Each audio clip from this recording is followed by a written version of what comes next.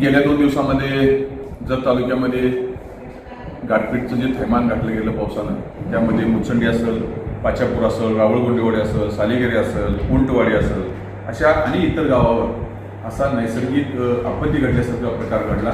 त्यामध्ये शेतकऱ्यांचं अतोनात नुकसान झालं. मग त्यामध्ये द्राक्ष बागायत असेल, डाळिंब असेल, विविध पिकं असतील, गहू असेल, कुणाचा कांदा असेल, या सगळ्या बागांचं खूप नुकसान झालेलं आहे. शेतकऱ्यांचं खूप नुकसान झालं आहे. आणि याची दखल घेतच कालच जत तालुक्याचे विकासपुत्र आमदार माननीय गोपी पिंपळकर साहेबांनी शेतकऱ्याच्या बांधावर जाऊन पाहणी केली.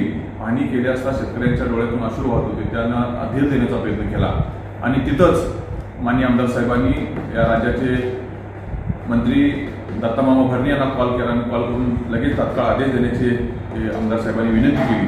आणि त्यांच्या विनंतीला मान देऊन जत तालुक्यामध्ये कालच आज सकाळीच प्रांत साहेबांनी 8 वाजता मीटिंग बोलवली आणि 70 ते 80 कर्मचारी, पण त्यामध्ये विविध विभागाचे कर्मचारी, ग्रामसेवक असतील, तलाठी असतील, सर्कल असतील, अशी त्यांची टीम बनवून विविध गावामध्ये 20 आणि 21 2 दिवसामध्ये पंचनामे करून 2 दिवसामध्ये आमदार साहेबांनी त्यांना आदेश दिले की 21 तारखेपर्यंत आपल्याला तहसील कार्यालयाला तुमचे अहवाल आले पाहिजे. आणि आमदार साहेबांनी याची खूप दखल घेतली आणि या दखलीचाच फायदा म्हणून नक्कीच येणाऱ्या काळामध्ये ज्या ज्या शेतकऱ्यांचं एक मोठं नुकसान झालं आहे त्या शेतकऱ्यांना आमदार साहेबांच्या माध्यमातून नक्कीच आपल्याला निधी म्हणजे भरघोस मदत मिळालेली दिसेलच.